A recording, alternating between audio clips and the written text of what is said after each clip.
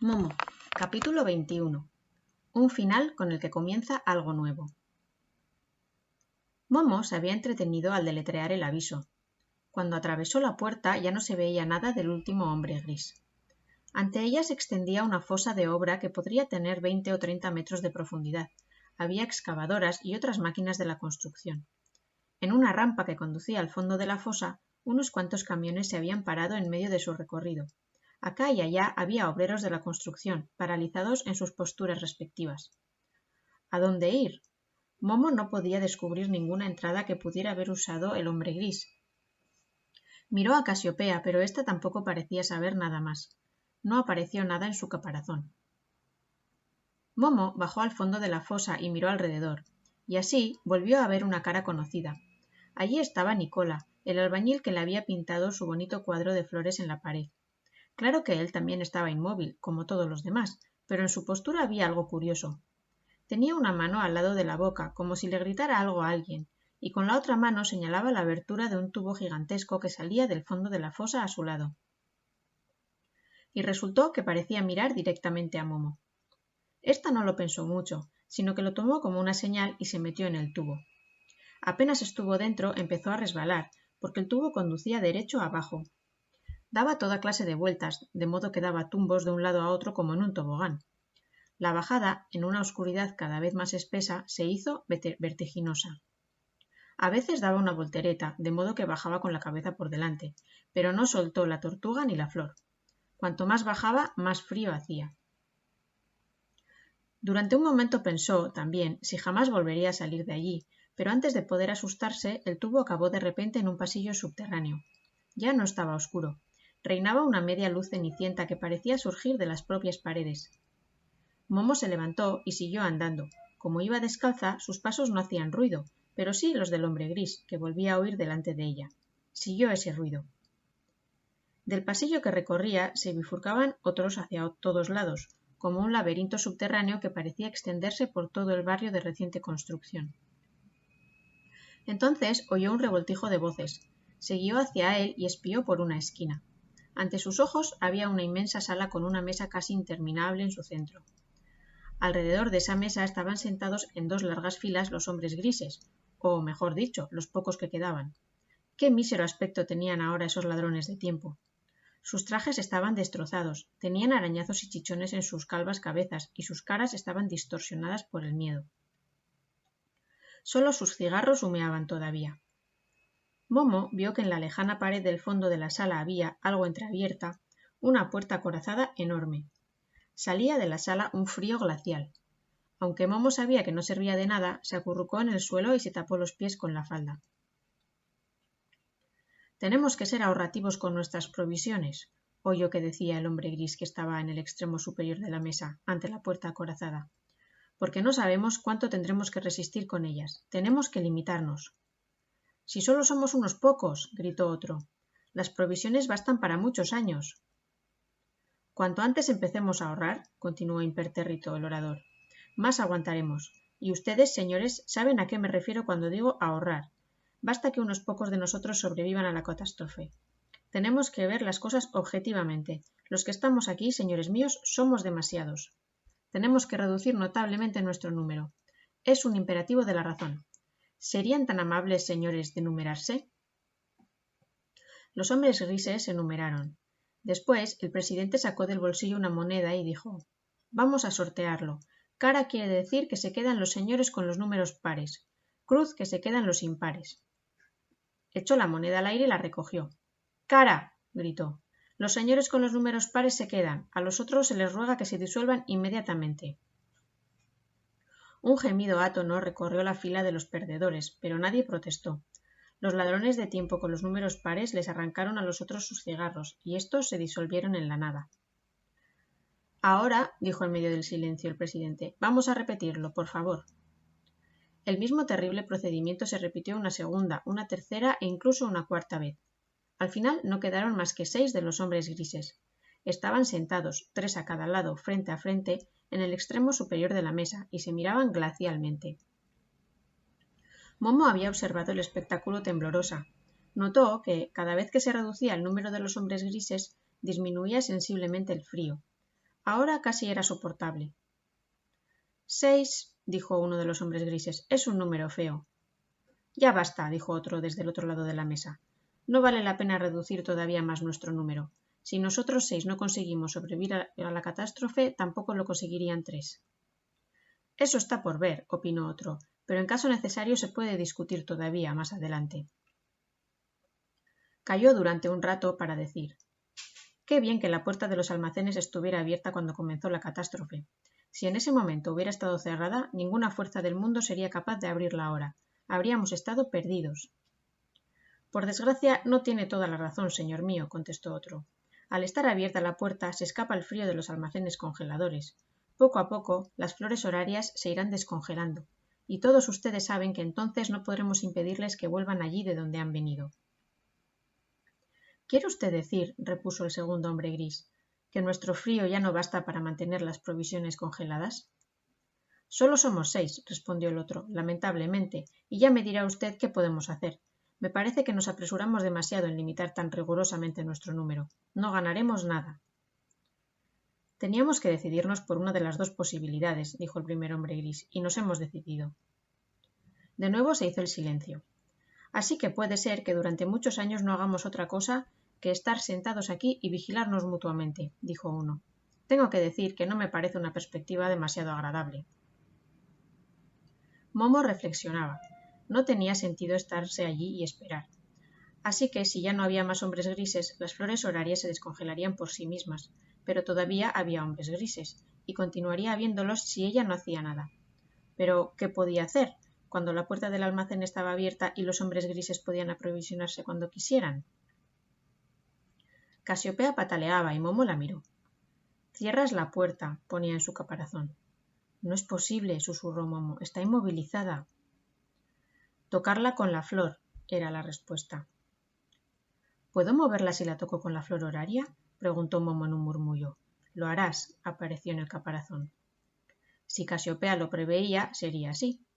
Momo dejó la tortuga cuidadosamente en el suelo. Entonces ocultó la flor horaria, que ya estaba bastante marchita y solo tenía muy pocos pétalos, bajo su chaquetón.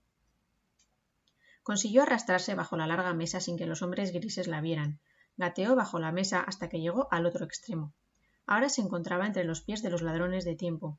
El corazón le latía como si quisiera reventar.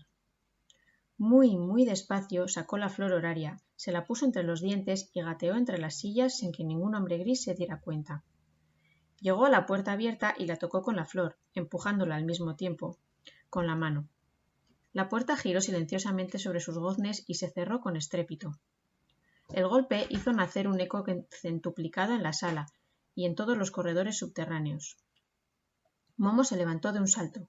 Los hombres grises, que ni por casualidad habían pensado en que podía haber alguien, además de ellos, exceptuando la inmovilidad total, quedaron rígidos por el espanto y clavaron la vista en la niña. Sin pensarlo dos veces, Momo corrió por su lado hacia la salida de la sala. Entonces también se recobraron los hombres grises, que se lanzaron en su persecución. «¡Esa niña terrible!», oyó que gritaba uno. «¡Es Momo!». «No puede ser», gritó otro. «¿Cómo puede moverse?». «Tiene una flor horaria», gritó un tercero. «¿Y con eso?», preguntó el cuarto. «¿Pudo mover la puerta?». El quinto se dio un golpe en la frente. «También habríamos podido hacerlo nosotros. Tenemos de sobra». Teníamos, chilló el sexto. «Ahora la puerta está cerrada. Solo hay un remedio. Tenemos que quitarle la flor. Si no, se acabó». Mientras tanto, Momo ya había desaparecido por los pasillos, que se bifurcaban una y otra vez. Pero los hombres grises le llevaban ventaja porque conocían los corredores. Momo corría de un lado a otro. Alguna vez iba casi directamente a los brazos de algún perseguidor, pero siempre consiguió esquivarlos. También Casiopea participaba a su manera en esa lucha. Cierto que solo podía arrastrarse lentamente, pero como sabía de antemano por dónde iban a pasar los perseguidores, llegaba a tiempo a ese sitio y se ponía de tal manera que los hombres grises tropezaran con ella y cayeran al suelo dando tumbos. Los que venían detrás caían sobre el caído y de ese modo la tortuga salvó varias veces a la niña de ser atrapada. Claro está que ella también fue a parar varias veces contra la pared de una patada, pero eso no le impedía seguir haciendo lo que sabía de antemano que iba a hacer. Durante la persecución, varios hombres grises perdieron, por puro afán de alcanzar la flor horaria, sus cigarros, por lo que se disolvieron uno tras otro en la nada. Al final no quedaron más que 2. Momo había vuelto en su huida a la gran sala con la mesa. Los ladrones de tiempo la perseguían alrededor de la mesa, pero no consiguieron alcanzarla. Entonces se separaron, corrieron en direcciones opuestas. Ya no quedaba escapatoria para Momo. Estaba refugiada en uno de los rincones de la sala y miraba, llena de miedo, a sus dos perseguidores. Apretaba la flor contra su cuerpo. Solo le quedaban 3 pétalos.